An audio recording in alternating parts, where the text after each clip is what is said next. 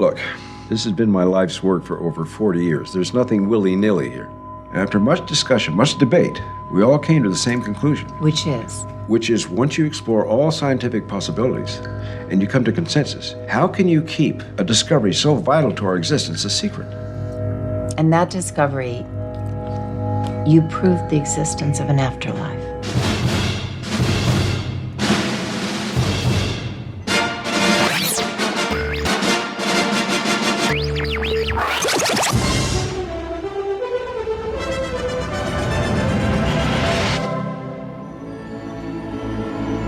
We need a cadaver. This is Film Sack.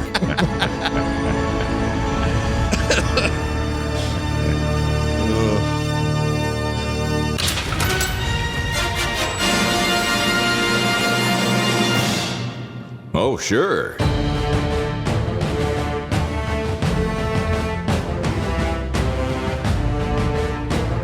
Hello, everyone, and welcome to another episode of Film Sack. This is Film Sack episode 719. I'm Scott Johnson, joined today by Brian. Never trust Jesse Plemons to drive and smoke at the same time, Dunaway. No, he can't do both, but can't he? He can do it with his knees. Oh, hi.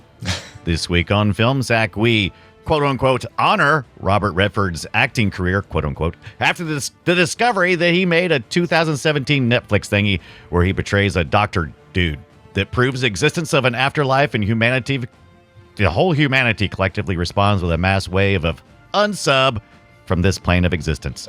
Trigger warning, it deals with How I Met Your Mother and then pushed her to suicide subject matters. You and Jason Segel have been warned. Second trigger warning, Jesse Plemons fills in the quiet moments by playing a guitar in a jumpsuit on stage in what I can only assume is a place called the Sadness Room. Netflix and chill, more like Netflix and don't die. Anywho, okay. I got my conscience recorder laid over my head like so much spaghetti sliding out of a colander. Check. I pumped my body full of go to sleep forever juice. This easily counteracted by small electrical shock. Check. Ah, shit. I forgot to hook up the shaky cam VHS recorder thingy that records it all. I should have juiced last. Mommy. Randy? How long have you been stuck in this loop? How long have we been stuck in it, man? A long time, turns out. At least an hour 45. Yeah. Well, you flatlined that intro. Well done. Just kidding. It was really good. Yeah. Stead. Little reference there. Hey, we also have with us Randy. I think you could have a few more cables connected to your head, Jordan. Aloha, Scott. Brian. Thank you all for joining my cult. I'm sorry, not a cult. Not a cult. Pinky swear. This is a family. Do you hear me? This is a family, and like any family, we dress the same, and we have a single leader who has power to add people or exile them from the secret gated compound we live in. And like any family, we sometimes kill each other, we sometimes kill ourselves, but we're still family. Why? Because I said so. We are not a cult. Nope, no sir, or madam. Now, as you know, the reason you're all here is so I can do experiments on you, but for some reason we never have yet, and I'll probably die before getting around to hooking any of you up to the nonsense machine. Don't worry, you're all going to be just fine as long as you follow my 3 not a cult rules. Number 1, do not take an interest in the outside world. We don't watch TV here. We don't doom scroll. We tend to the dead lawn in the wintertime, and we sit and watch the dunderhead play guitar badly. Number 2. Everyone is either a clever special boy or a dunderhead. It's really easy to figure out which sort you are. We give the nice beds to the clever special boys. And there are only like 4 nice beds in this whole place. Number 3, as you know, every cult is a sex cult. However, this is not a cult. However, this is a sex palace. You'll figure it out. Yeah, all of those are accurate statements about this weird-ass film. Well done. And finally, we have Brian. He showed up in the wrong jumpsuit again, Ibbot. Oh, I'm just not going to wear your dumb jumpsuits. What is this? The leftovers? Jerks. All right, let's get to the song this week. Lot of production on this song. Like, this one took me some work. Oh. Just letting you know right now, this is my Sergeant Pepper. Dude. Nice. That's a new level, dude. We know you love the time travel. Here's the thing, though. Stuff. Here's the thing I'll say about this. That song is always sort of, I'm supposed to be haunting, but it's always as a kid, it freaked me out, this song. Sure. And you somehow managed to capture that and make it worse. I didn't expect to be like, it perfectly fits what we, the reset of the loop and all that. But there's something about it that is just as creepy as I've ever remembered that song being, and maybe worse so. Fell down and broke my neck and then silence. Holy shit. I didn't come here expecting that today, but that was wild. Well, good. Nicely done. Glad you enjoyed it. I changed the lyrics, as you can tell, by the way, I better change, because I originally wrote jitters from drinking lots of Pepsi One, and it's my typical thing where I try and fit too many words into one verse. Sure. Right. Instead of drinking 14 cans. I'll fix that. Yeah, don't worry. We'll do it in post. Do you need to fix We'll it, do it in though? post. When you, in 20 years, when you do the... In an alternate universe, those were the original. It would have been fixed in an alternate universe. That's all we need to know. You only know because your tattoo's different in that other universe. That's how you know. Yeah. Right. The movie we're talking about today is called The Discovery, and it's not a Star Trek ship, but it is a thing. It's a movie, and we're going to go ahead and let the fake Fletcher happen. This is listeners who sent this in. I was very late with this, so we only got a few, but it worked. And it's nice and succinct and fit everybody in. So here you go. Enjoy. 2 years after the afterlife is scientifically proven. A man attempts to help a young woman break away from her dark past. Can the most handsome man in Hollywood history save the day? Let's discover together. Yeah, let's do that. Let's find out. Directed by Charlie McDowell, written by him and someone named Justin Later? I don't know. Later, Justin. Your top stars in this are listed. This is really weird. Let me pull this up so I can look at the poster. Make sure this is right. Yeah, so Jason Segel, Rooney Mara, who I love and didn't know that was her until about 10 minutes in. I know. She looks so different with blonde hair. Yeah, the blonde hair really threw me. And then Robert Redford. The IMDb list of stars says Robert Redford, Mary Steenburgen, and Brian McCarthy. Oh, I forget. Yeah, that's true. IMDb takes you in the order that you're meeting the character. That you're shown. Oh, is that how they? I didn't realize that. Yeah. Okay. Yeah. So the guy who steps into the set between Redford and Steenburgen gets third billing on IMDb. Yeah, makes sense. And I think she has a soft G, by the way. I think it is Steenburgen. Is it Jen? I was just going to ask. Jen or... Oh, is that soft? Okay. Yeah. Isn't that a soft G? Soft Jason Segel is really the it's pronounced Jason Segel. We may as well mention this because it happened. She's our cat. She's our cat in the kitchen. Because they're in the sink. Because she's there for a hot minute. She's always good. I really like her. Yeah. And she's some of the best acting happens with her, weirdly. And then she's gone, poof, out of there. And I know that the character isn't necessarily needed. So I'm not like, this isn't a complaint that they, screwed the plot up or something. But I just think it's weird if you get her and you have no return and you to don't her. Use her. Now she is the mother of our director. Oh, what? Mother of a director. She's the mother of a director. Charlie McDowell is her son, or is that a daughter? I don't know if Charlie could be either, I guess. It could be either. Let me go look here. Yeah, that's a good point. Oh, it's a dude. And I think from a previous marriage, I don't think he's also Ted Danson's. Oh, not a Danson. Okay. Yeah. He's a McDowell, whoever that is. Yeah, but not Malcolm McDowell, who she appeared in with in Time After Time. No, she was married to.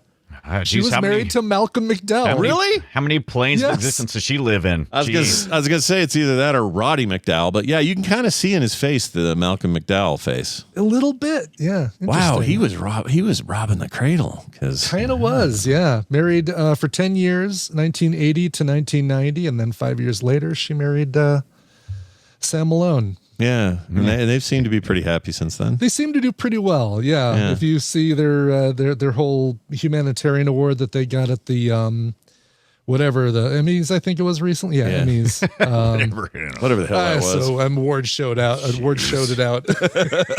It can happen, but I don't know what else this dude has done other than I guess I could click and see. I think this is like his first big Yeah, movie? the other things listed are like The One I Love, which I've seen. The one that I've seen the placard for that on whatever streaming service. Placard is the exact right term. It's not a poster, and it's not like a still from the movie. It's hard to explain. Oh, holy shit. He did Dispatches from Elsewhere. This was an AMC deal that also starred oh god, this thing is so good. Yeah, I can't believe it's the same director. I think he just did one episode of that though. Oh, you're right, one episode. Yeah, but it also had your Jason Segel in it. And, Tales from the Loop. He did one episode. I love that. He did Legion, Andre an episode of 3000. Legion. That's cool.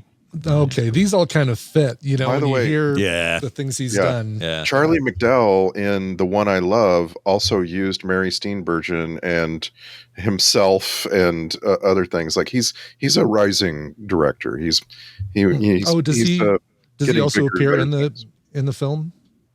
Well, he doesn't. You hear his voice. Not in this one. Oh, okay. Yeah. It's funny. That one, The One I Love, also stars Ted Danson too. So you get his stepdad and his. Oh, weird. That must have been a big fun time there.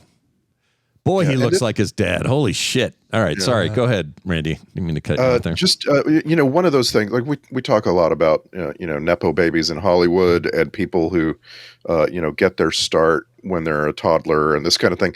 And like, this is just how it is. And a lot of them end up being pretty good. Like, I felt like this movie was very well directed. I constantly was thinking about the script of this film, but like we were just talking about the trope of the backstory start, right? So you have this standalone scene, and it provides the entire backstory for the film, and so it has to give you a lot of information, and really it doesn't, because the script just doesn't want to ever do that. The script gets really interested in this incredible moment between Mary Steenburgen and Robert Redford. Like it's something that we think we've all seen on TV, and so like we have this expectation, this understanding of what's going on there, and we're like paying so much attention to what's going on that we're not going to be getting any real backstory, right? It's not really. It's really just a setup to surprise you into, this is going to revolve around Suicide Suite. Right. That's why I put the movie on pause. I was like, pause? Right. You think that's what this whole thing is going to be about, and it's really going to focus on that. It really doesn't. Right. I mean, it's about the discovery. Reminder. Yeah, you think it's about the discovery, and then it's like, no, it's mostly about, But you are constantly reminded of, of that by all the counts, the 4 million plus counts that places have on their walls, hospitals. That's actually, I was thinking about this. That's actually the only connection to the outside world that you get on this island. So they, like the movie, they go to an island. That's another trope, right? You get set apart from the rest of the world. And I kept thinking, like, okay, but we're gonna find people like staring at televisions, right? Like watching the news as the world sort of collapses. This movie is not post-apocalyptic; it's mid-apocalyptic, and right. That's interesting. What's also in 2017, I remember seeing a lot of content about cults. We were kind of going through a moment. I think we'll notice it more as we go further away from it. But man. And this was very much poking at Scientology and just cult ideologies. Oh, that's true. When you said that, I was like, wait a minute, what? And then I thought about it. Some of those best documentaries about cult stuff. That crazy one on Netflix about the California cult, and then there was Wild Country. Yeah. This is all around that era, I guess. So yeah. Good point. And this reminded me a lot of The Leftovers too. That cult. I mean, not really a cult, but. Oh, right. The people who silence themselves or whatever. Right. The smokers sitting there, chain smokers in their white jumpsuits. Like that's, I got a big vibe from that with the everybody in their jumpsuits at the. Yeah. And that quiet. And it's funny because the movie, it does a really good job of setting up quietness. If you've ever been deep in a religion that may be almost cult adjacent, I'm not saying all are, I'm just saying that there does seem to be a lot of quiet moments like that, moments of reflection, and that they really put that in this film. They did, and they also used music in a really interesting way. Sometimes it veered into, is this a heist movie? Because when they're still in the bodies. That was fun. I like the heist right in the I middle didn't of mind it. I don't mind the Yeah. heist. What I didn't like is they made music sound like some TV show heist. And they did. And then there were times where the music was really artistically applied, and you'd have like an opera singer during the weird, culty part, and it really made for some discordance, and that stuff really worked. But when they were out looking for body, it was just like dun, dun, dun, dun, dun, dun, dun, dun, dun. I'm like, okay. They definitely were really telling was you. weird, They were definitely telling you, hey, this is supposed to be fun and funny. You can take a break here. This is a break. Yeah. There is a weird thing too, where the if you go to YouTube and search for the Discovery Netflix, because I like looking at either clips to refresh my memory, because I usually watch these early in the week. And sometimes you find crazy, like somebody made a whole review of this thing, and you're like, well, they went nuts on it. You're talking about the one where he says, all right, here's reality 1. Let me take you through everything that happens in reality 1. Now here's reality 2. Yeah, I didn't bother. Which is anyway. But one of the things that comes up are all the trailers, the Netflix trailers for it, and one of them uses the frame of Rooney and Jason Segel carrying a body out of the morgue, and it looks like you're looking at a comedy. Like this is going to really fool somebody into thinking, oh, this looks like it'd be a raucous time, some zany antics with Jason Segel. Right. We didn't have Shrinking yet. Like I was thinking about this. Like, my whole liking of this movie is because I like Jason Segel playing this role. It feels like a very natural role for him. But that's because I've seen Shrinking. Mm-hmm. Yeah. Shrinking adds actually, you know what? That's a great point, because I think of Jason Segel as a freak and a geek, and then saving or not saving something. What was the one with the guy? Forgetting Sarah Marshall. That one was saving Sarah Silverman. Totally different movie. That's but Where are you saving her from? I know, right? I'll never forget that movie had. I don't want to talk about it. Anyway, so there's let's just say Steve Vaughn licks food off of somebody, and I never kind of got over it. Oh, right, yes. I love Steve Zahn. Anyway, point is, he's got a certain cachet now that he didn't used to have. It's not just, hey, Jason Segel helped make a new Muppet movie, or Jason Segel's in another raunchy comedy from, Apatow or somebody. It's like, no, he can do shit like this. Yeah. And he can get away with it. And I think if I'd have gone right from Freaks and Geeks to this or something, I would have really thrown me. I'm going to look forward as he gets older. I think he's got a lot to spring. He's very likable. He's so much more range than you'd expect. And this is a great example of the dramatic side. Yeah, big fan. Like I said, I keep coming back to the script on this film because I wish it had gotten more attention, like from a great screenwriter. This movie leaves you wanting, and it really leaves you wanting either a lot more explanation or less, so that you can fill in blanks. Yeah, and it just straddles the line between those two, and it doesn't really give you like something satisfying. Right. This is a good time for us to talk about something we talked about pre-show. I did not stick around for the credits because this did not seem like the type of movie that would have a, hey, look, here's some more stuff. Post-credit scene. Post-credit scene, no. But I think Ibbett and Randy did. Me and Scott did not. No but idea. I did, and I originally did not stick around for the credits until somebody in our chat or in Discord said, "Oh, there's even an end credit scene." I did. I would always let the credits run because I want to listen. Very nice. I want to listen to the music choices. I always want to listen to what the music editor has thought needs to go here. Sure. And so when I got to the end, Samantha had left the room entirely, and I called her back in. And I rewound to watch it. Oh my gosh, hon, you've got to see this. You won't believe I guess you really didn't have to see this. Yeah, you really didn't. And that's the thing. It's a you could tell in the script there was an idea that we're going to give you one more thing to think about. And then they filmed it and they produced it and everything. And then they were like, okay, but it's not an ending. So we'll just tack it on.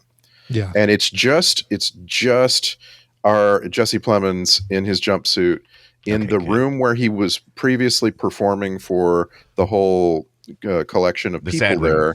Yeah, the sad. Would you call it the sad? Yeah, sad room. Only this time he's all by himself, and you get the impression that he's the last person alive or the last person awake at the place, like everybody's left or something. He's the one that's always holding on to things. So that's interesting. Yeah. So I like that. And this, it's very important. I mean, that, when we talked about it earlier and you said, well, it is relevant, and you're absolutely right, because it could mean that everybody else has left the grounds.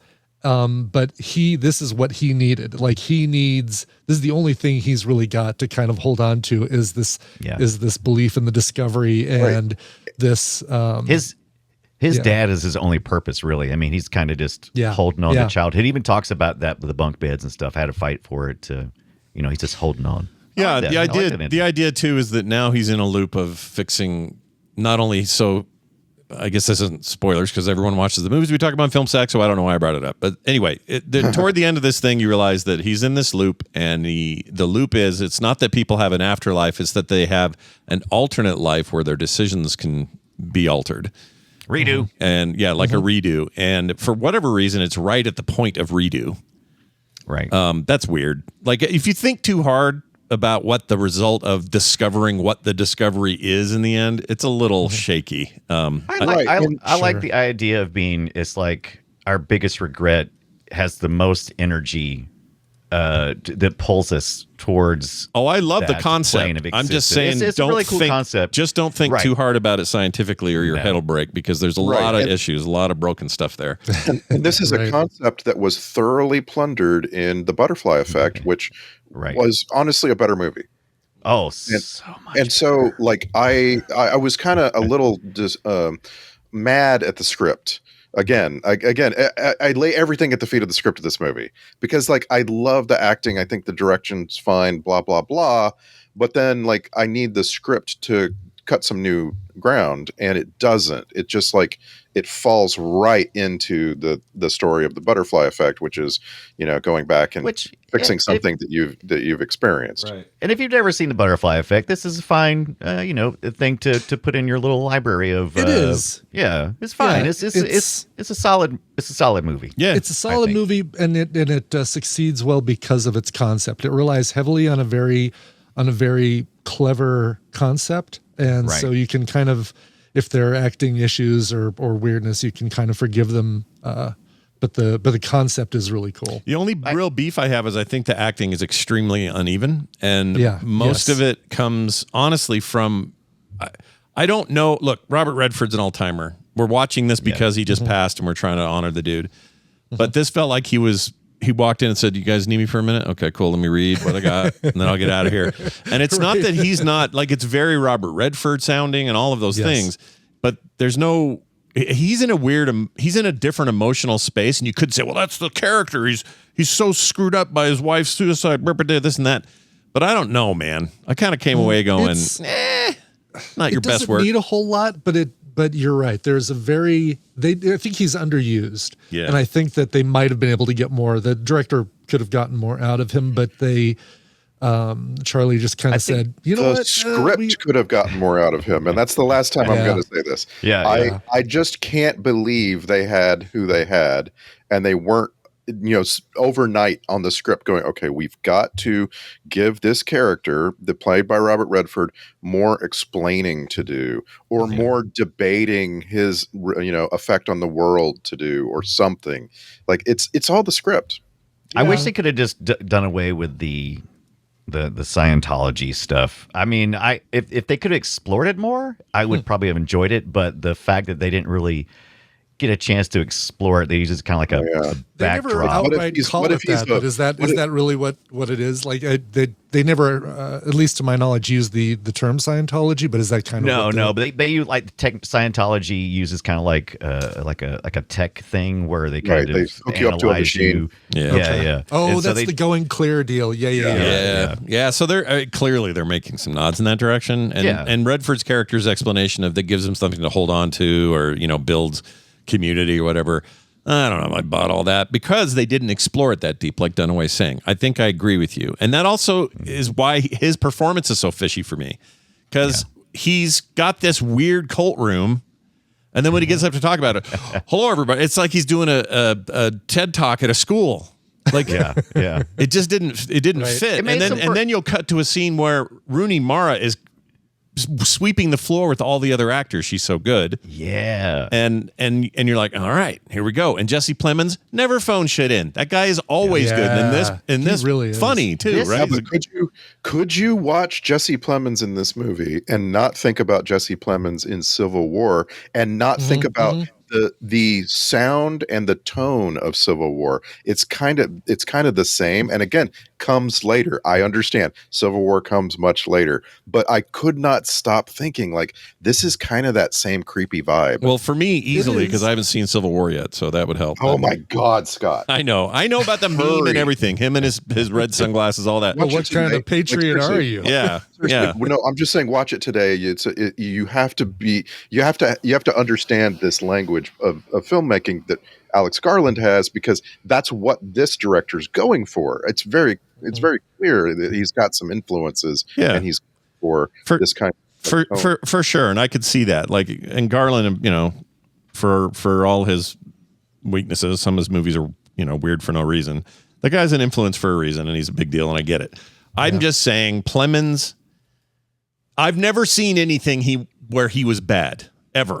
Right. Yeah. Never see him phone it in. And he morphs into whatever character he has to play. Yeah, he is one day, we're going to look at him like we do the great character actors and go, he is one of those guys, and he freaking, what a career, like. That's what I probably hated the most, was just them shoving Jesse Plemons in there and then just yanking him off stage. And I got mad every time. I'm like, dude, but more. And it's like, that's why I realized, like, this should have been a series. Ron Canada's character, as the guy walking around with the little recorder and stuff, that was... Oh, I loved him. He was great. I could have used 100% more. Yeah, right. Underused. And then making me feel so bad, or not bad enough, about Riley Keough, who played Lacey. She's also from our first Mad Max Fury Road reference, by the way.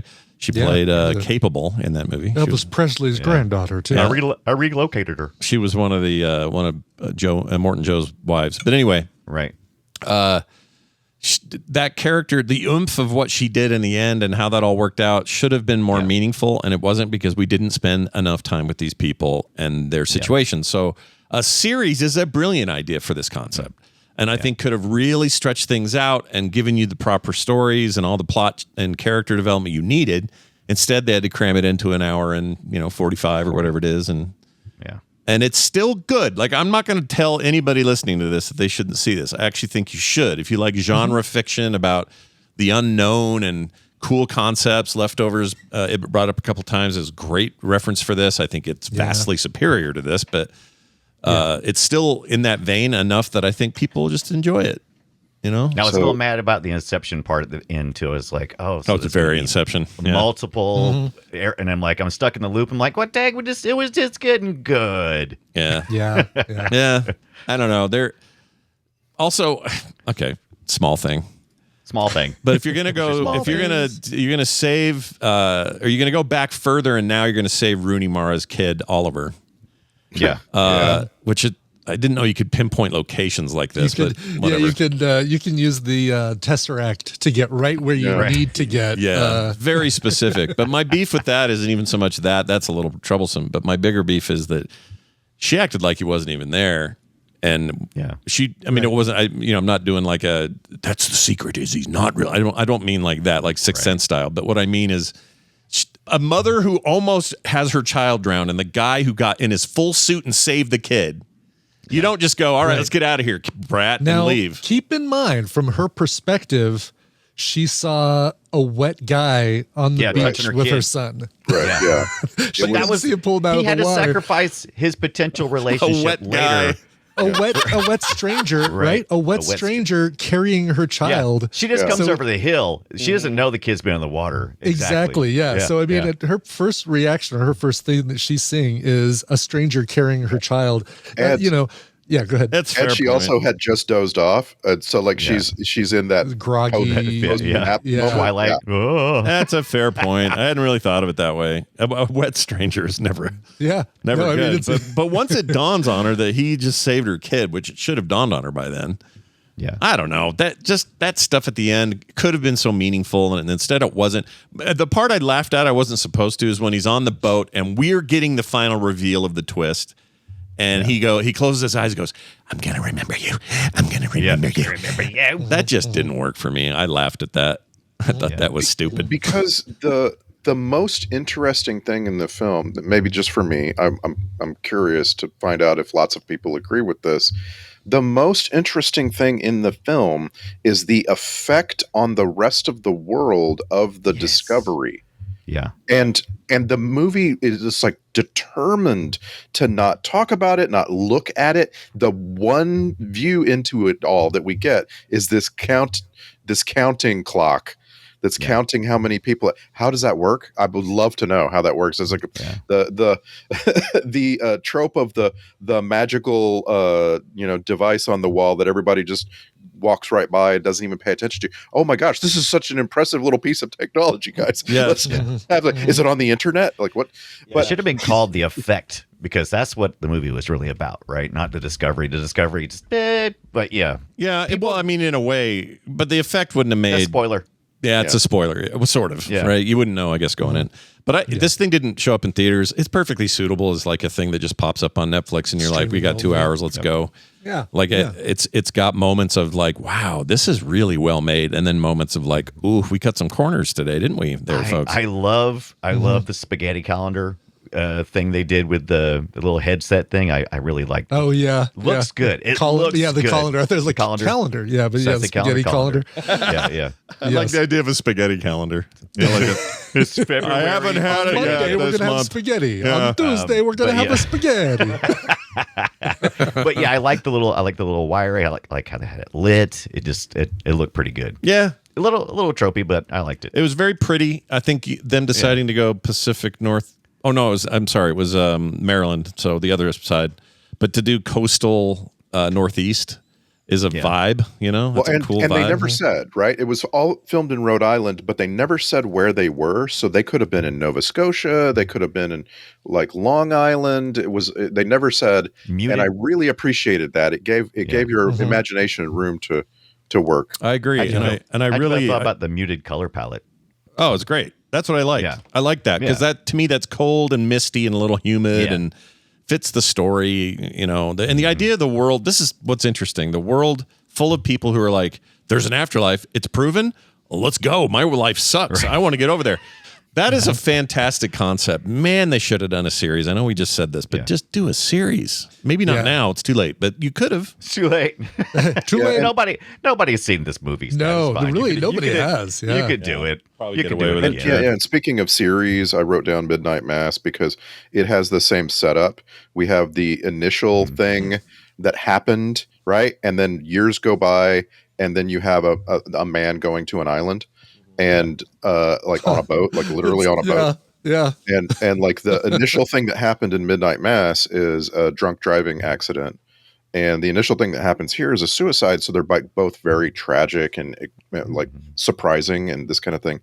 And I'm just starting to feel like a lot of these filmmakers, TV series makers, are really impressed with the same sorts of stuff. They're just like... Some of this, like, this is just good ways to tell a story. Yeah. And it's you gotta give in to that, Yeah, I think that's a good way of putting it. I could use more of this sort of thing personally. I like these kind of movies. So. Yeah, they're definitely a thinker. Like, it definitely opens up the thought of like, what would I do if I found out that all right, when you die, you get your choice of what regret you have. Getting to the place that I regret, even if I can fix it. That sounds like the suck. Well, it does sound sucky. But my thing is like just explore. In the end of these things, characters, everything. So the world is interesting. Do some world building, but really where I have to focus in on is what's going on with the people. And you just didn't give me a lot here. And that's all. What's up with that beach? Why is everything around that beach? She was compelling. She was the most compelling thing in it, and it wasn't just because of Rooney Mara doesn't. She never phones it in, but she's also, her character's got depth and texture, and she's really the center. She's the center of the story. Yeah, she is walled up the first time that you see her, that you meet her. She's got walls around her. She instantly hates Jason Segel's character, and or maybe not hates, but instantly disregards him, and doesn't start doesn't start even appreciating him or understanding him until well after he's saved her life. Oh yeah. Yeah, and she like at first I was like, oh no, manic pixie dream girl alert. And then the movie tries really hard to never do that. It tries really hard to just make her a normal, broken, quiet person, right? Yeah. Because the real truth is what he really regrets is the work that he did with his dad, and then one more person losing their life, but this time someone he could have actually saved literally instead of figuratively through his actions. Yeah. Also, her sister's real good too. I like her and stuff. What's her name? Kate Mara. Kate Mara. She's great. How come were their really parents sitting around going, Rooney, we're going to call you Rooney. And then the next one came, they're like, who's the older sister actually? So she comes from NFL money, right? Like her I didn't know that. lineage. Oh, really? Are people who owned NFL teams, and I think one of her grandfathers was like the head of the NFL for a while. I or did something not like that. know that. That's crazy. She comes from a bunch of money. And there it is. We also have NFL New York Giants executive owner Timothy Christopher Mara. Okay, interesting. Yeah. Right, and then so we also have Elvis Presley's granddaughter, who comes from a bunch of money, and the movie's being made by a nepo baby, and you start steering around, and you're like, this is just that generation. They just they kind of all know each other. They've all lived parties, their entire lives in this environment. Sure. Yeah, but it must have been like her real name is Patricia, by the way. Just found out her middle name is Rooney. So she's a Patty.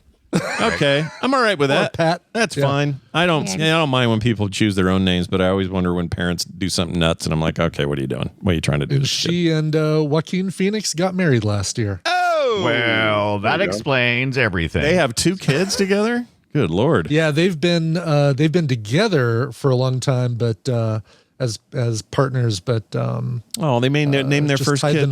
Their first kid, River Mara Phoenix. That's for his brother. That's sweet. Oh, really? Yeah, that's nice, isn't it? So speaking of all of their connections, a couple of years ago, I recommended a movie that was made in the middle of COVID by Charlie McDowell and stars Jason Segel and Jesse Plemons. And Jesse Plemons has a wife in this movie played by Lily Collins, Phil Collins' daughter. This is kind of a thing, right? Like this is just how this all works. It's called Windfall. And it's just about Jason. It's a very small movie about Jason Segel kind of crashing at a vacation home that he finds out in the middle of nowhere. And then a tech billionaire and his wife come back to the house unexpectedly, and Jason Segel's there. I think I remember this. And Jesse Plemons is just like, he's amazing in this movie. And I really, really like that. It felt to me now that I know that this comes later, it feels like a sequel to The Discovery. Oh, weird. Right. Very different characters these guys are playing. Sure. But like, there's just something about what these filmmakers like Charlie McDowell are doing. They're like, all right, we did a movie called The Discovery. Now we're in COVID, so we have to do something small and keep people separated. Let's do this thing with all the same people, the same writer, that Justin Latter guy that you named, et cetera, et cetera. Right. You know what's crazy? It just occurred to me while I'm looking through these names you're mentioning. This Jason Segel. So in 2017, he gets to work with a legend in Robert Redford. Yeah. Right. Yeah. And now he's working with a legend, Harrison Ford. Yep. Right. In a series that is considered one of the best on TV right now. He's doing all right. Doing just fine. Yeah. And got to work with the Muppets. I mean, for a dude who started out as hi, we need a big dorky guy for a sitcom. And he was great. He's not even the main character. Yeah, he's good in Freaks and Geeks and everything. But I didn't ever watch. I watched that show pretty religiously when it came out, but I never walked away from it going, "We're going to see him again." How about that Jason Segel's really going to go places. Yeah, I really didn't. Yeah. It's great. You guys though. watch How I Met Your Mother? I like How I Met Your Mother. Yeah. Okay. I never saw it, so just making sure. All right. Just don't expect to really meet the mother. You do, but don't go into the series thinking, I can't wait to meet the mother. Yeah, right. I'll probably avoid. Spoiler alert. Oh, I won't tell you who the mother is. It's the We've seen her Doogie not too long Howser, ago, right? It's Doogie Howser, right? That kid? Oh my gosh, it is. Yes. See, Very good. nailed it. The actual Doogie Howser, not even the actor, not. No, not right. yeah, the character Doogie Howser. Yeah. Yes. Young doctor, brilliant mind doctor. That's who she means. You're reminding me that I saw this interview with Jason Segel a few years ago where the interviewer asked him, if you could only do one thing for the rest of your career, like one kind of thing, what would it be? And he said he'd work with the Muppets because that was always like it feels like such a safe place to be an entertainer. Right. And like that you don't have to take huge risks, you don't have to expose yourself, and so he was like, when he decided to make Forgetting Sarah Marshall, right, like it was a story that he had been writing since he was a kid. It started with the Muppet puppet show that he wrote for the end of the movie, and he worked his way backwards from that. That's crazy. Cool. I didn't know that. And so like he was just saying like that Muppets just strike him as the most fun he ever had in his career, and he would love to just do that. I bet he's right. I would do that. I'd spend all my time. But I'd argue that it's not, it's an easy thing to work with because you're not taking big swings. People love the Muppets so much. You have to be so scared of failure with that. You got to be careful. Totally. Exactly. Yeah. Like I'd almost be more afraid of that, of dealing with a property like that is so beloved and has such a rabid fan base. More scared of that than working with Redford or Harrison Ford. Yeah, and it's even even Disney has proven to not know what to do with that very well. Like even the owners of the Muppet franchise can't seem to make a successful Muppet thing now, or at least since that movie. That movie did really well, and the sequel did good, but they haven't done shit. Well, why? Well, they don't know what to do. So yeah, it's scary. It's almost as scary as Star Wars, and they kind of screwed that up with the trilogy they did. That wasn't great. Yeah. Disney. What are you doing? Disney. Oh, Disney. What? How about this? Here is it. Oh, I found it. Here is it. Here is it. That's my new term. I love that term. Here is it. Here is it. The Inception quality of it, I think, is fine. But I came away from this going, why do I not have to park my brain with Inception? I just enjoy it. And this I have to a little bit. So what's the difference? Christopher Nolan just better suited to such things, or what? After this movie was over, I just started. Effects, maybe. I found myself writing about Inception, and like, why is Inception? Why is it so much more entertaining? I mean, of course, it's such a bigger movie that it's not fair to compare these two. Yeah. But what I finally got to is asking the question: what's this movie about? What is the discovery about? And it's going to be a little different for different people. Like for me, I've been saying over and over that it's about a person making an assertion and the whole world believes him and starts doing something crazy. And like maybe that is, but like Inception, it's about all this other stuff, but it's also about the main character Dom reckoning with his wife killing herself, or maybe she didn't, right? And like maybe she was right in pursuing a thing, and at the very end of the movie, you find out that you'll never know. Yeah, you'll never get a true resolution, and that shock to you, the viewer, is really awesome, or it's supposed to be. Yeah. Right. There's people who hate Inception, right? Yeah, but like this movie, when you find out that there are things you'll never know, you're just like, Kill. That's it. Gotcha. Cool. Yeah. You're right. You're right about that. Cool. And it made me want to watch Inception. And Inception also benefits from one of the greatest soundtrack scores of all time. It benefits from one of the incredible great directors. Special effects. I think the special effects also are part of the reason you don't have to park your brain as much because it's conveyed to you in such a beautiful way. Yeah. And in this one, you do kind of have to say, okay, wait, why is he back on the ferry? Oh, okay, the different alternate reality. Gotcha. Okay, cool. Yeah, and those special effects in Inception are practical, so you don't have to think about. Right. I mean, not that this movie had a bunch of attempts to do special effects. The closest they got was, I guess, video footage of what Pat shaky looked like cam. when he walked in. Yeah, the shaky cam thing. Right. Let's apply every filter in Final Cut Pro and see what we get. Yeah, it really was it was like a Blender effect of all those effects. And I still kind of not sure how I feel about it, because I don't like anything where the point of view is a camera, out of someone's eyes, because it's not like real life. It never will be. You can't really replicate it. And so it always just says to me, that's just the camera at head height. Like it's kind of like when they suppose a show or a movie will have some like footage of it's supposed to be secret footage in a prison or something, but it's all dynamic. Like, here's an angle of Nicolas Cage punching from this side, and it all just happens to look like the shots that we just saw. Right. Yeah, it all happens to look like the well-edited film. Yeah, I don't like that. Not a fan of that. They're trying to depict a person's experience, and your experience is not seeing and hearing things. Your experience is thought. Yeah. And so it's a really imperfect depiction of someone's thoughts. Mm-hmm. Yeah, I think that's a good way of putting it. It's just it's just very like, like, here's a guy. I don't know what to compare this to. Here's a guy. What? It's always been this way. You guys remember Brainstorm? I don't think we've ever done it. Oh, yeah. We should do Brainstorm sometime. We should do it. Christopher Walken and all that. Nurse Ratchet's in that. It's so good. Anyway, that movie had, the whole point was you'd capture people's experiences and then you put it in this machine. And if you wore the machine, you would essentially have a very realistic VR style experience and feel and experience the things that they did. That had the same problem. It's just like this. And even as a kid, I went, that isn't how that would work. It wouldn't cut scenes. You wouldn't move. You wouldn't have new angles to this person's perspective. You just have one perspective, and you'd have a periphery that you can't reproduce on film. Right. I don't know. I don't know why that gets under my butt, but it does. It just does. Wow. Where does it get? It gets under my butt. Under his butt. Under my butthole.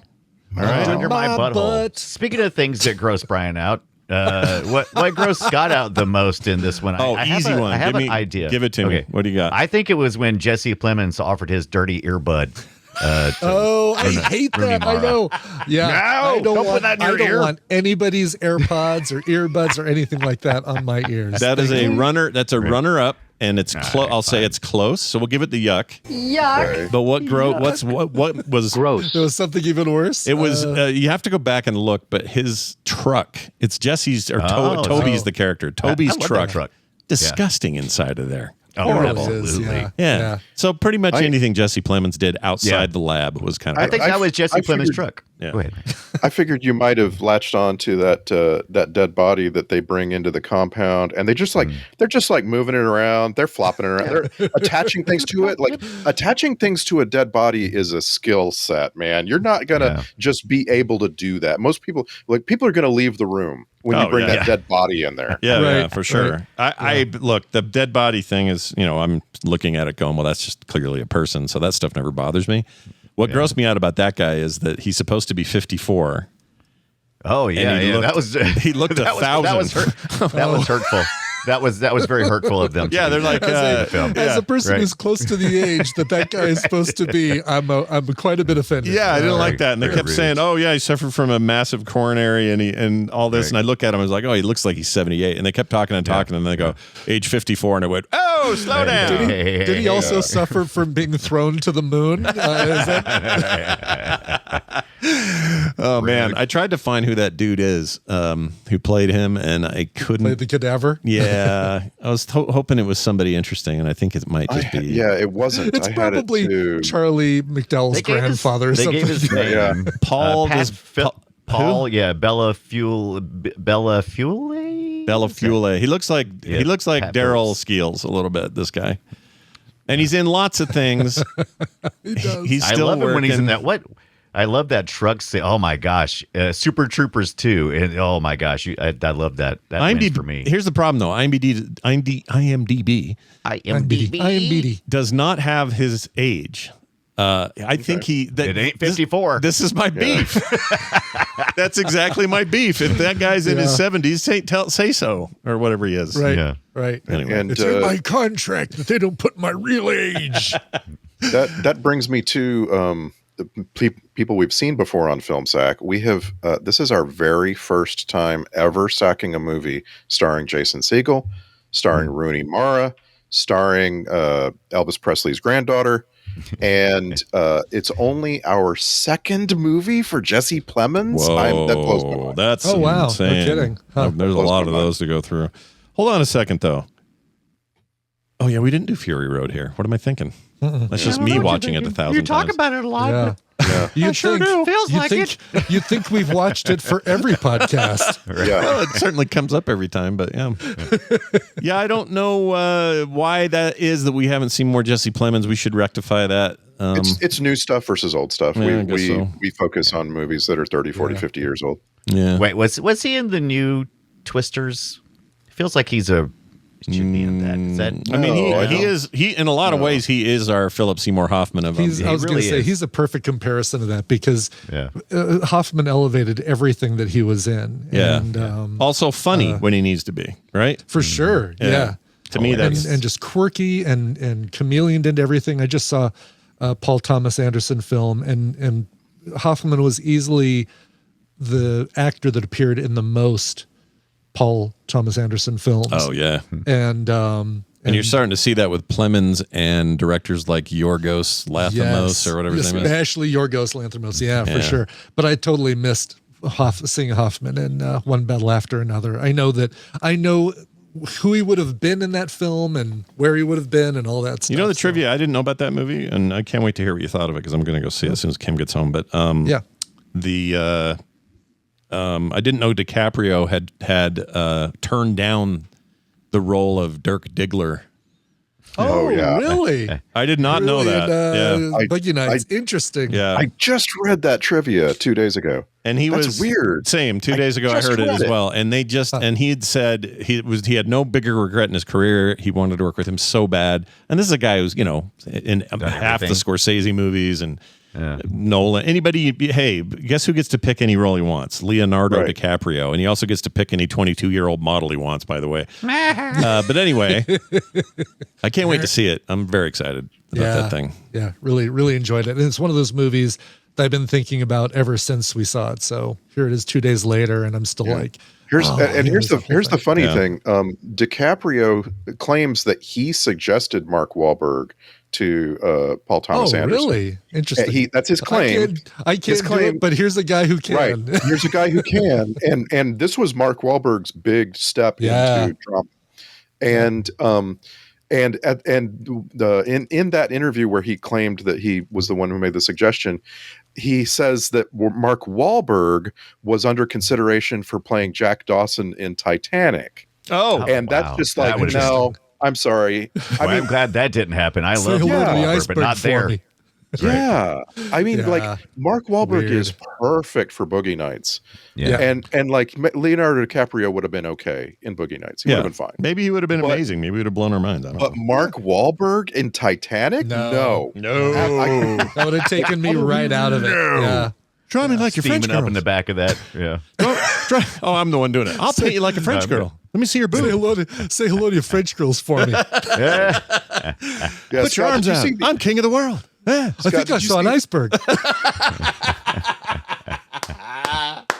Sorry, what? Scott, did you see the other part of it where William H. Macy was almost prevented from being in the movie by his agent? No, and he was like he had to find out his agent was pushing back on him being in this movie, and he like went around him to be in Boogie Nights. No, and like William H. Macy is he's great in everything. Yeah. So it's like why are you trying to stop your client from working with this? He's just the only thing William H. Macy's bad is telling his wife not to cheat at school entry stuff.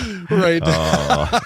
That's it. That's the only thing. That. Yeah. That's the only thing he's not good at. That's the only thing I haven't liked him in is his wife's life. Yeah, I think honestly, when people came to him and said, "Do you know what your wife did?" He'd probably, "The heck do you mean? The heck do you mean?" He'd say. All right, moving on to this. Oh, that's all I had. Does anyone else have anything else they want to add? It's our fourth movie for Robert Redford, and it feels like we need more. Yeah, sneakers is what we need. We need, sneakers. We did Condor, which was an influence. Yeah. 3 Days of the Condor. Jason, we did Electric Horseman, and we did Spy Game.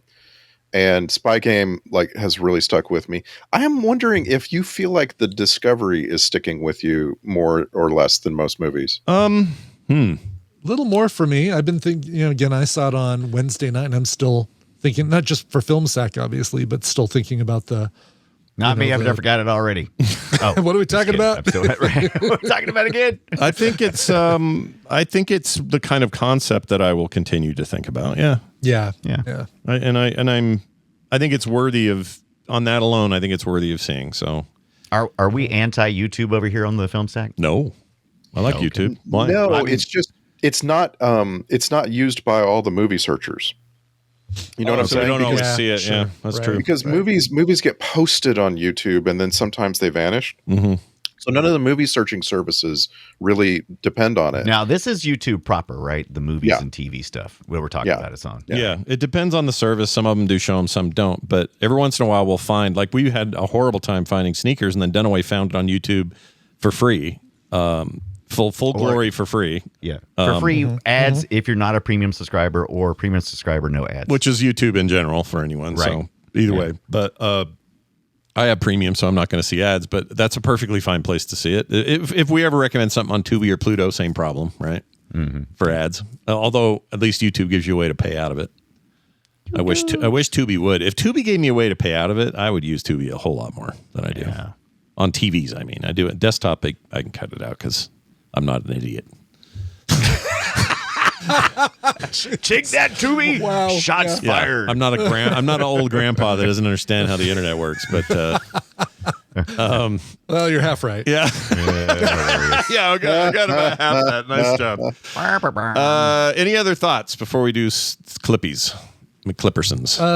I wrote down that I noticed that the color was increasing more and more as you watch this film. So very low saturation at the very beginning, and as you get through, I was noticing it in the not a cult room, the room with the machine and stuff. It's like, oh wow, the colors seem a lot more vivid here than they did before, and I just kind of scrubbed back and said, oh yeah, they.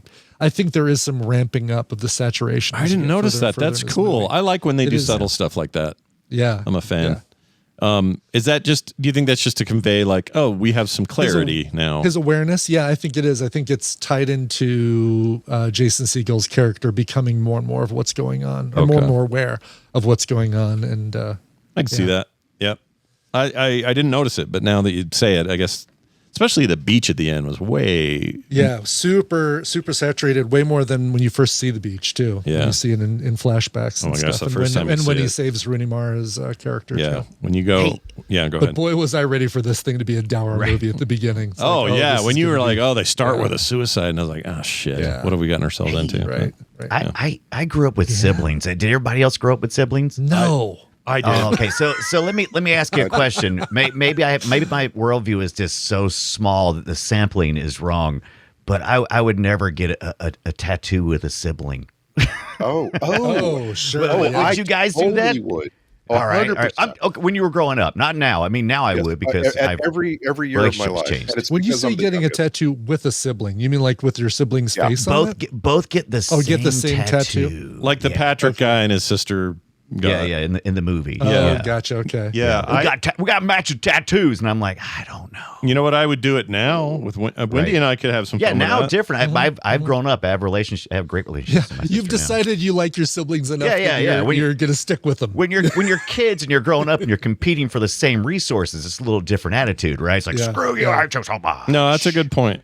I think that I'm glad you brought that up because I do think that is, well, I mean, it's a way of showing that they were super close, and it gives some point to why Rooney Mara was so into looking at the guy's arm in the first place, which is a little bit of a trope to even do that. But she still sold it. She's great. I have nothing bad to say about her. Are we ever going to do the tattoo thing? A girl with a bad tattoo? What's it called? Oh yeah, we need to do that. Dragon tattoo. Okay. Just looking Which at one it. do we do? Are we going to do the American, the 9 Inch Nails one with Daniel Craig? Or are we going to do the? I think we got to do American because if you guys want clips, that's the only way it's going to happen. Bork, the dragon tattoo, the dork. Oh my god. Yeah, I love it. Like they're gonna send me emails because they type with wooden spoons and stuff. Bork. Yeah, they get on their what do you call it? Their what do you call that? Their chef's hat. There you go. Their chef's hat. yeah, chef's hat. Couldn't think what that thing was. Jeez, the chef's hat. I really wish my sister and I had gotten matching tattoos a long time ago. And like you just got me thinking, what would the tattoo have been?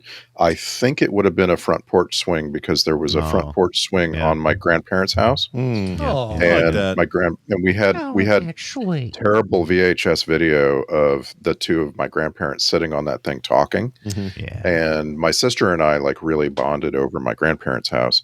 My brother would have never gotten a tattoo for anybody for any reason. So like he's just kind of the odd man out. But like I really think my sister and I could have. Now it's kind of too late. We're just not gonna have like the can't be hassled with tattooing, right? Like we're never gonna have the time together to justify it. But like I totally would have when I was like when I turned 18. My sister was like 31 at the time, something like that. So that's also interesting. The age difference too. That's interesting. That's cool though. Okay. I mean, just curious. It's a really good point. It does stick out, and the kind of thing like how else are you gonna like I don't want to write the movie again, but how else are you gonna explain the whole "we were close once" thing? I don't know how to do that. Oh, it's really powerful. Like that is a very clean effect. You're like, okay, you were close once. Wow, I see that. Yeah, you must have been if you're getting a tattoo together. Blah blah blah. Right, that's what you do. Right. Yep. And you'd say blah blah blah when you blah did blah it. blah. By the way, I know blah. a actual. Get back to Riley Keough real quick, who was capable in Mad Max, and in this she's Katie, whatever it is. Casey. All right. Casey. Anyway, she. This movie almost had Nicholas Hoult in the main role.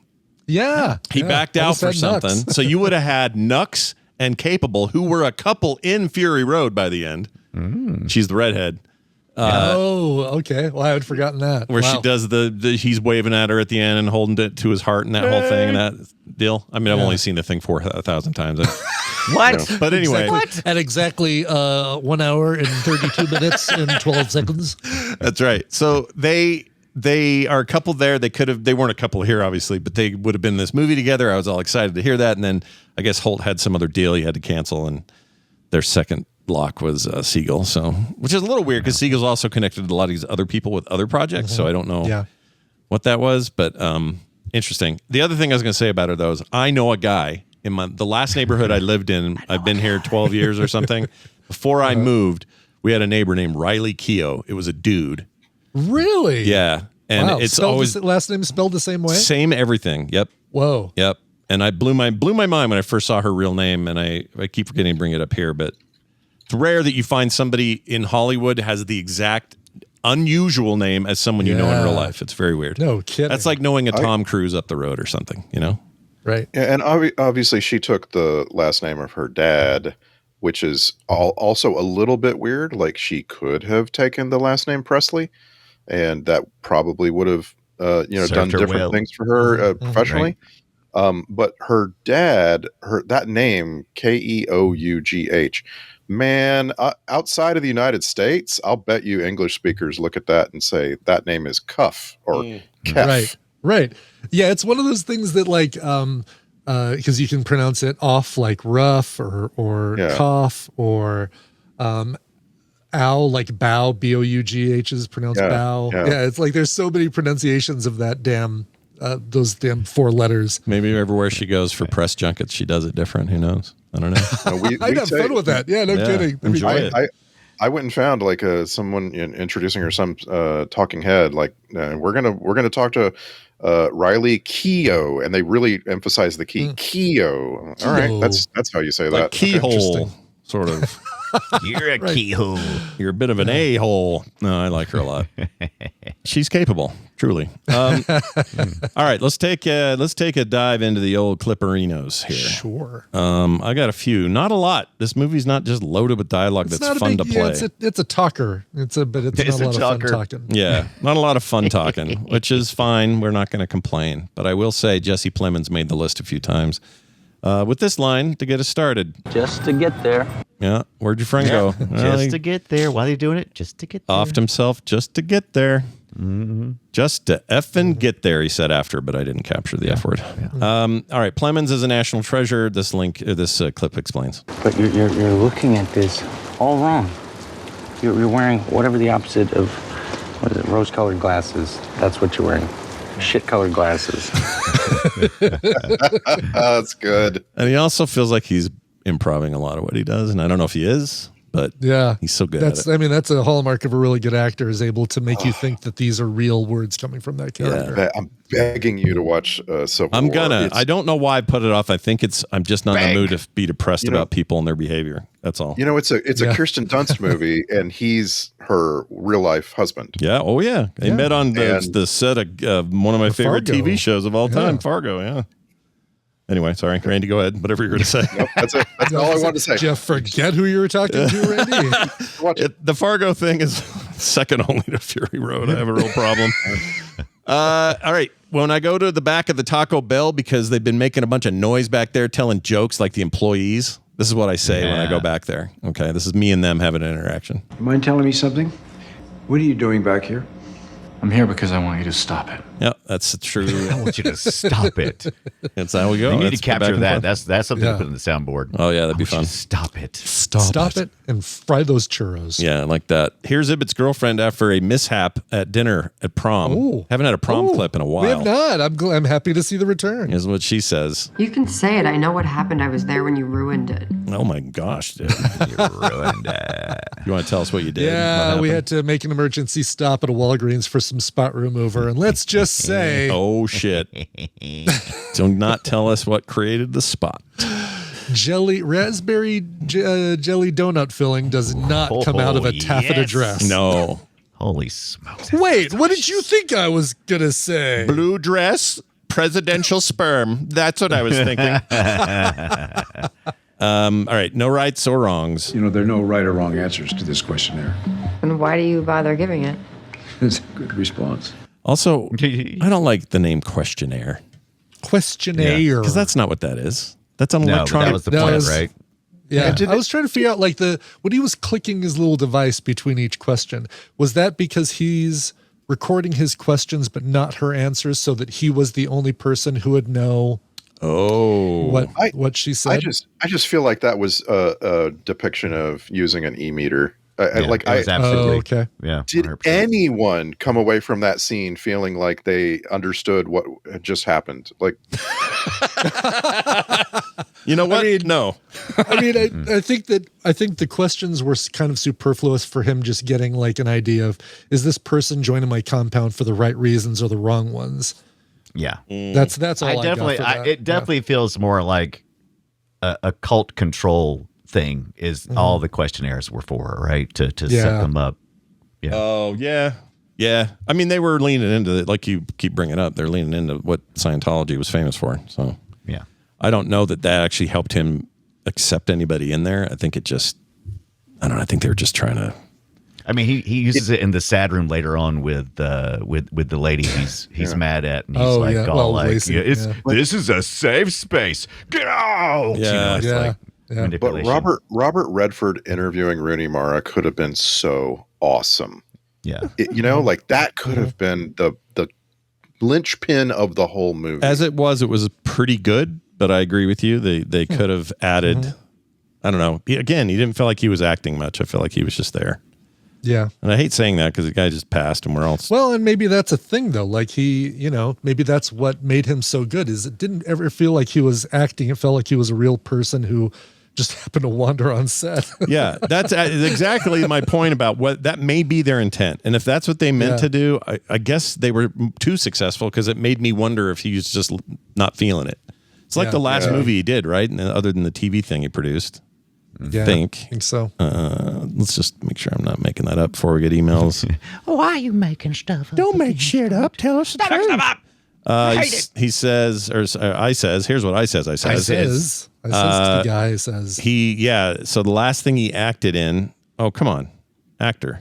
I hate IMDb's default list. It's stupid. He was in a voice of something. Oh, last thing he did was 2019 back as in Endgame as Alexander Pierce. The problem with that is I don't know if that was old footage or a montage, or did he do something new? I don't remember. There were a few other things. Discovery, the Souls at Night, The Old Man and the Gun, and then some voice work, and then Dark Winds production, and then he died. And then he died. Boom. And then That's he how it died. happened. Just like that. Just like 1, that. 2, 3, bibbity bobbity boom. Makes me want to catch up on Dark Winds. That's a great show. That scene, I actually wrote down. This is like any Christopher Nolan movie where a character is talking to Michael Caine, and in any Christopher Nolan movie where a character is talking to Michael Caine, you get the biggest, like, awesome, most interesting thing to think about. But this movie doesn't do that. It doesn't give you really much to think about. You're just kind of wondering what in the world Robert Redford is doing. What are you even doing, Mr. Sorry, my dog started gagging. I think she's gonna barf. I think she's gonna barf. Ripley, lay down. Go lay down. Get the microphone close to her. I think let's get this on. I think she had a bad dream. She woke up gagging, and now she seems maybe like she's okay. We'll see. Saw something real gross in her dream. I don't know what. Maybe she saw a second chance in her dream. I don't know. Oh, wow. Did I the opportunity to change that one moment where I didn't eat a milk bone. Or I want to eat a whole corn cob again and almost kill myself. Lay down. All right, here's Toby doing it again. I'm sorry, were you sleeping? I'm standing. Well, yeah. It's just something you're supposed to say, I guess. I love that scene. So good. He's so good. And then finally, Mr. Robert Redford saying the short thing we heard earlier. I don't know why it made me laugh, but here it is. We need a cadaver. Need a cadaver. We need a cadaver. Abracadabra. Get me an abracadabra. All right, there's that. Now this.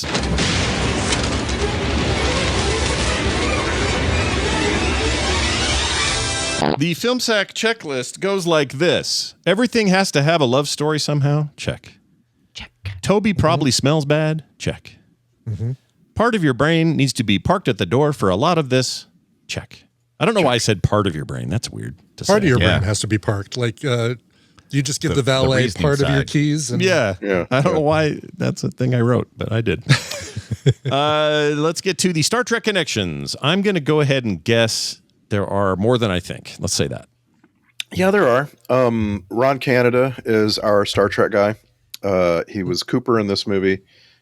He's all over Star Trek. He was in an episode of TNG, an episode of Deep Space Nine, an episode of Voyager, all different characters, all character of the week kind of stuff. Didn't we just watch something with Ron Canada? Why is that ringing a Because we talked about him last week when we were looking at the cast list for this, and you said, this is the greatest name I've ever seen, Ron Canada. Oh, okay, you're right. Hook him up with Lexi Drips. Wow, good pullback. You know what? This was a good, truck, train. What's the test? Whatever it is. That's what you did. You did a perfect one. Nice job. Right. All right. For Film Sack, we've seen Ron Canada in two things. We watched him in Adventures in Babysitting, and he was in National Treasure. Did we do National Treasure? Yeah. I forgot. Yeah. We sacked National Treasure. This car smells like soup or whatever. This car smells weird. Is that the one? This car smells weird, yeah. Oh, shit. That's I made a clip you whole... always play, yeah. All right. Sorry. Yeah, I'm gonna come back to Ron Canada because over in the Marvel connections, we've got Brian McCarthy, who played one of the dudes. His name is Andy in this movie. He was in Marvel's Jessica Jones. We've got Robert Redford, of course, who was Dr. Harbour in this movie. By the way, did you guys notice that Jason Segel's character gives the wrong last name early on? So that, he did it on purpose because she asked him later. Figure out who his dad was. Yeah, but she asked him she said why'd you lie about your last name? She actually brought it up. Remember that? Yeah, that makes sense. Yeah. So as you know, Robert Redford is Alexander Pierce in Avengers Endgame and Winter Soldier. But Ron Canada is also in a Marvel thing. Way back in 1998, he was in that weird little Nick Fury Agent of S.H.I.E.L.D. thing. He was Gabriel Jones. Yeah. Okay. And once again, bringing it full circle, I love to do this if I can, back to the Star Trek connections, which is not Star Trek. Ron Canada has a role in the Orville. He is the admiral on the screen that they talk to regularly in the Orville. I love that. He's great. Yeah. And he has a great name, as we've mentioned prior to this. Ron totally, Canada. yeah. He's in a lot of shit. America. Guy's busy. He's in everything, man. Holy crap, he's got a lot of work. Good job on it to that guy. All right, well, Ron Canada. From Scott America to Ron Canada. Well done. Let's get into the soundtrack grade. I would give this an IM for interesting mix. I don't think it's perfect, but I think there's some really interesting stuff going on. So it's the best I Yeah, got I for that. actually really liked it. Really liked the music. There were moments that I felt like it was, especially during the closing credits, and so that's why I'm kind of surprised I didn't like Randy stick around through the ending, the credits. Oh, just to see what would happen musically. Yeah. Sure.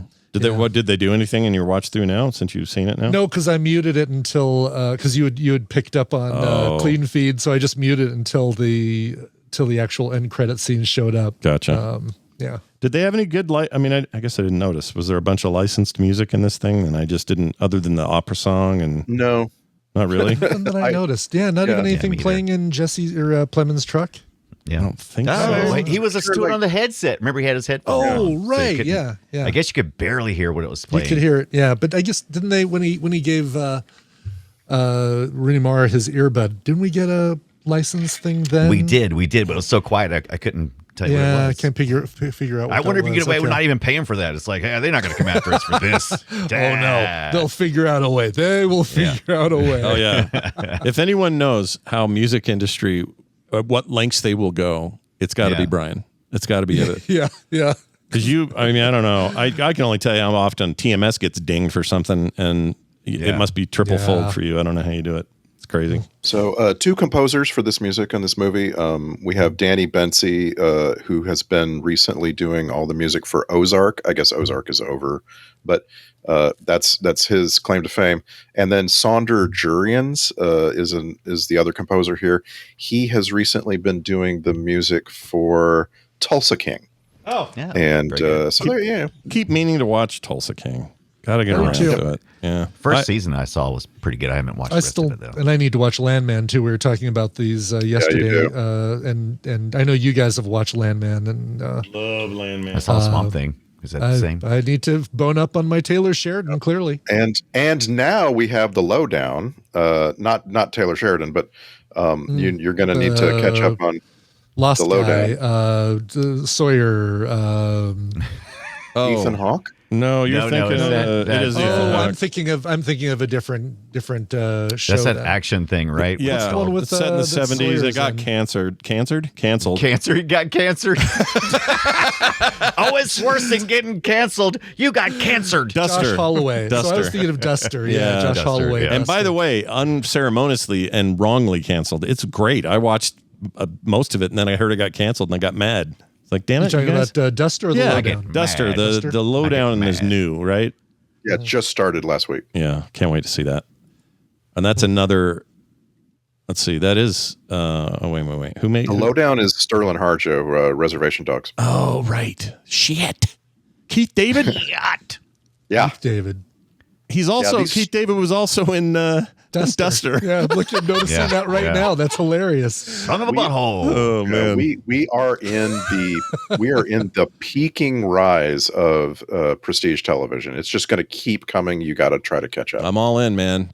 Jean Triplehorn. You're all in, Landman. Wonder if she'll play a crazy person. Oh no, she was in Waterworld. I'm mixing her up. Yeah, mixing her up with that lady that was in the Mist. Anyway, moving on. Oh sure. Can't think of her name though. But she's always horrible. But she's good. You know what I mean? She's good at Yeah, we know what you mean. She always very daftly plays a horrible character. There you go. Thank you. Deftly plays. Or not daftly. Most deftly punk. The show got canceled and it's very daft. Yep. It's great. Let's move on to the social media posts. This is where you guys sum things up we'll give you 280 characters this week each. That's too many. I know. Nice. It's a lot. Very We're going to break generous. the internet. Let's start with Randy. The Discovery. Each shot is framed all sad for sadness' sake, but nothing happens. No one seems awake. The soundtrack hums with melancholy tones, while extras mill about like mindless drones. You'd think the budget vanished overnight. The whole script courtesy of Craigslist Lite. I like that a lot. Nicely done. Let's swing that mic right around the table to Brian Dunaway. Squeak. The Discovery. Need to forget about Robert Redford's death? Then don't watch this. Hashtag Netflix and cry. Netflix and cry. Netflix and cry. Oh, Aw. man. That's good. It's very Yeah, sad, that's and I good. like it a lot.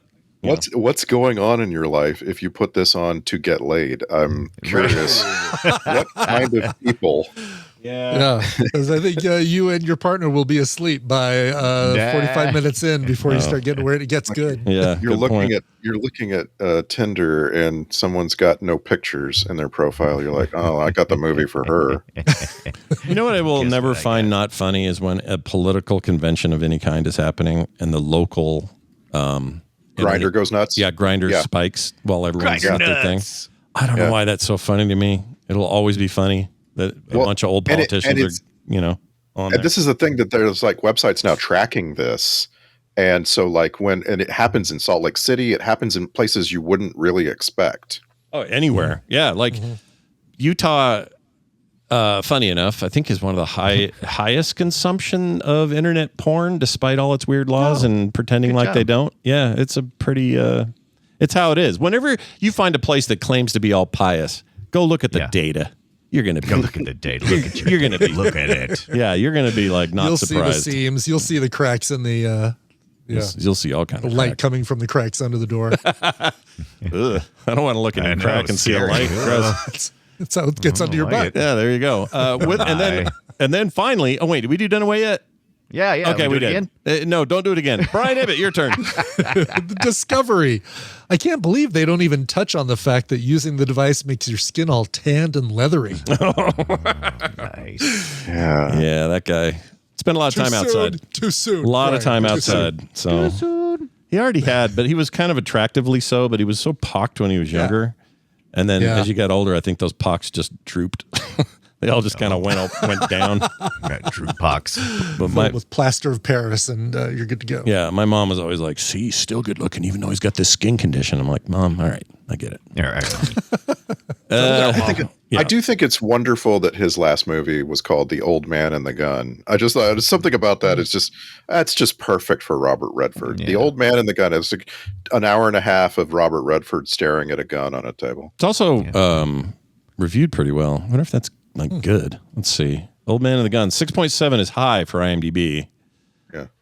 Oh, he's very old. Oh, guess what? He's very old. I mean, look at this. Sissy Spacek, Danny Glover, Casey Affleck, Tom Waits. This could be interesting.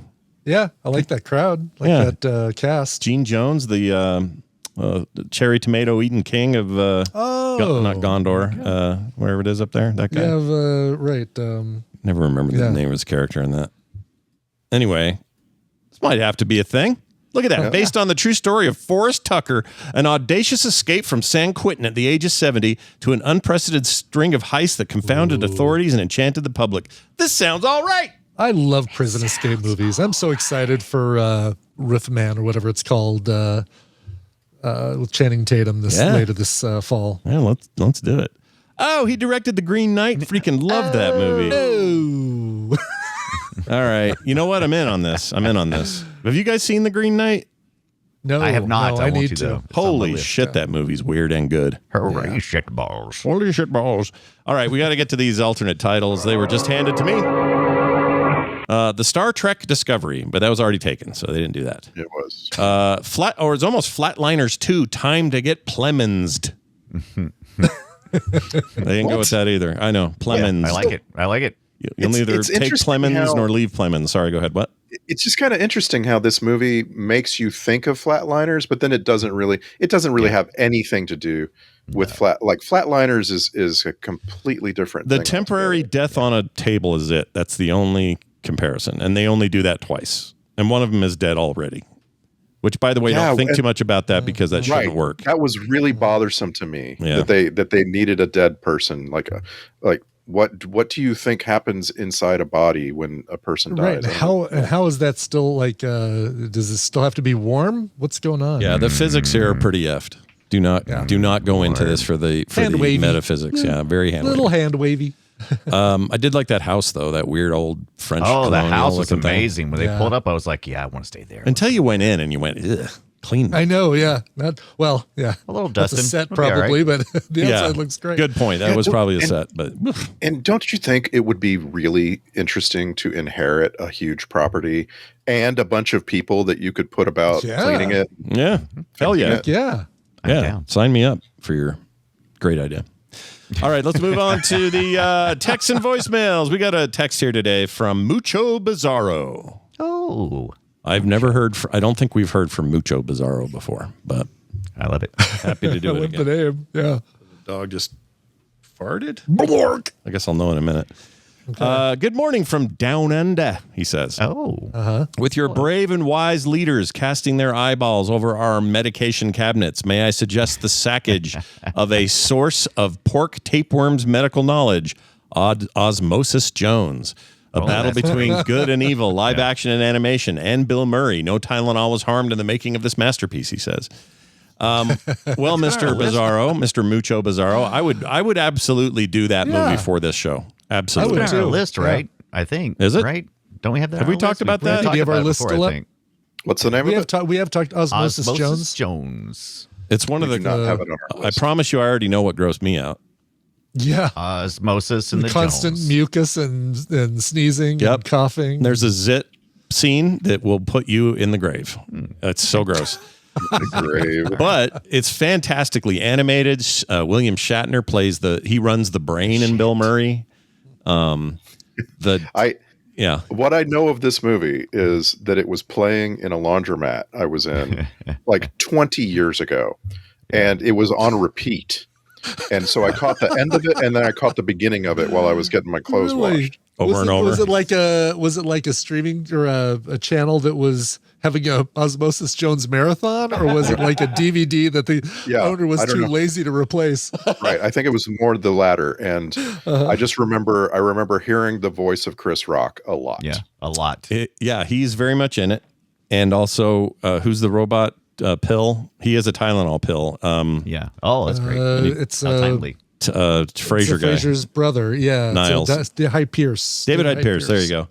He's in it. By the way, great in it. I saw an episode of Frasier that if you doubt the comedy of comedy chops of David Hyde Pierce, there's an episode in the season I just watched called 3 Valentines, I think it is. And the entire first act is David Hyde Pierce getting ready for a date in Frasier's house, and it involves ironing and making spaghetti and pricking his finger and fainting at the sight of blood. He starts a fire, right? There's a whole. He does on the couch. Yeah, it's so good. It is the most brilliant, silent 8 minutes of comedy I've seen in a long time. Like it is so well done. He's underrated with that stuff. That's a great. Really is. That's a great. I think that's the season that won him the Emmy. Oh, I can see why. Yeah, that's great. You're making me want to watch it and then skip the last 2 seasons. Just watch that. Yeah, just skip the last 2 Valentines. Just watch the first. Yeah, and you'll be all good. Where were we? I don't know. Oh, we're saying that we'll put it on the list. That's what we're saying. So we'll watch Osmosis Jones. It's just a matter of when. Halloween's starting, so we can't do it now, guys. We got other shit to do. Yeah, we got a thing to do. Sacktober's locked in. Plus, we need to watch At Close Range because we talked about that Madonna song. Oh yeah, forgot about that. Wait, now I'm mixing up the movie. At Close Range. At Close Range. It's the one with Liv Tuttle and Sean Penn. And right, when they were together. Walken. They were still together. Yes. Okay. I think so, That's before he started hitting her or whatever he was doing. How's he in the battle everywhere all the time? And he is the person I fully expect to get a nomination for supporting actor from this thing. Okay. He is absolutely amazing, and he is a character that you will think about for a long time after the. You'll think about him longer than Madonna has had to think about him. Yes. Yeah. She's not still with Guy Ritchie, is she? That ended too? No, that ended too. I don't know who she's with. I would have stayed with him. Keep up on my Madonna. Because Guy Ritchie stuff is kick-ass. All right, well, there you go. That email came to, or you can send us emails at filmsack@gmail.com. You can also go to filmsack.com and use the built-in form. And if that's not enough for you, you can send voicemails and emails at voicecast.app/filmsack.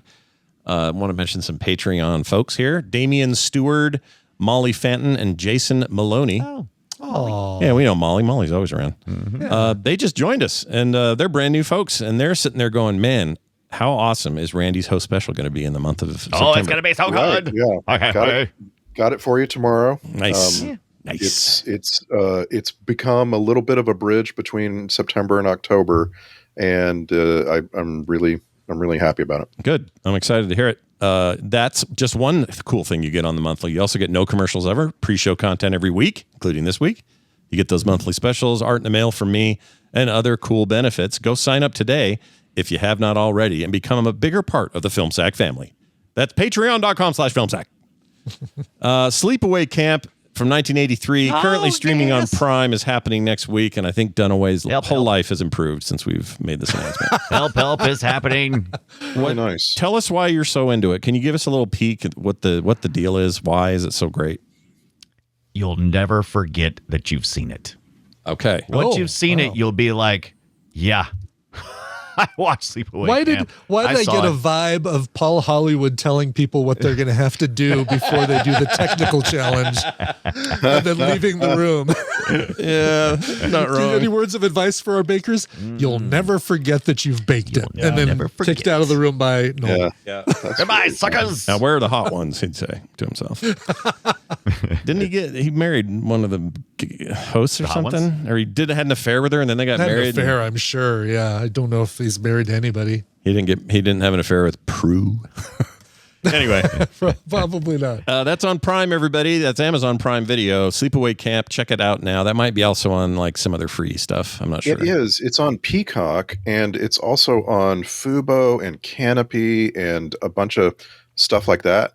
If you have the Plex subscription, it looks like it's there. Mm-hmm. So yeah, this is a movie that apparently got sold a lot, and of course, I think most people have never heard of it. It doesn't have any recognizable stars.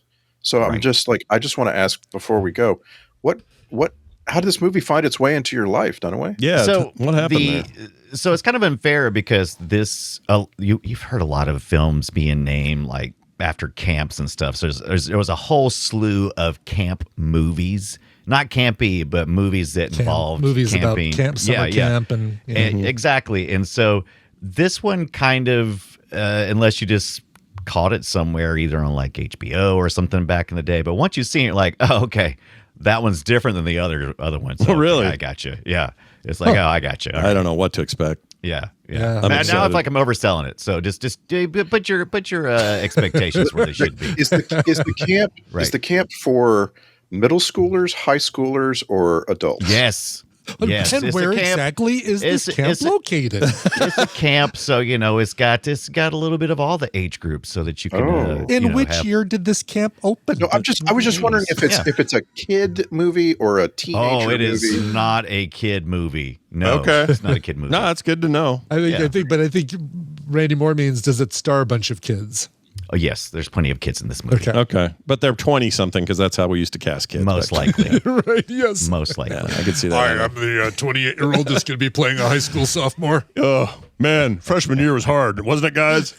Anyway, that's Sleepaway Camp. Next week's kicking off our annual Sacktober, a time we all absolutely freaking love, and we got a real good lineup coming, so. Do you guys remember Puppet Master? Yes. We did that one. Okay, so you're traumatized enough? All right, so that's kind of how some of these films are. It's like, you'll know when you've seen it. Gotcha. Okay. It's only been 11 months since we sacked Puppet Master. Oh, wow. Really? Yep. Holy shit. That's the one with the little knife guy running around like a doll? Yeah. Okay. Yeah. And the screw head dude and Oh my gosh. All right. I'm all in on everything that's been said here. I'm in. Next week, that'll be that. In the meantime, filmsack.com is where you'll go for all your needs. Unless you have like special, like if you need lots of needs, lots of needs. If you need Cialis or any of that, like a ED medication, we don't have that, but we'll have everything else. Everything else you need is there, and I don't know, maybe that's it. Filmsack.com is the website. That's it for us. Thank you for listening. For me, for Brian, and for Randy. I'm a Discovery. We'll see you next time.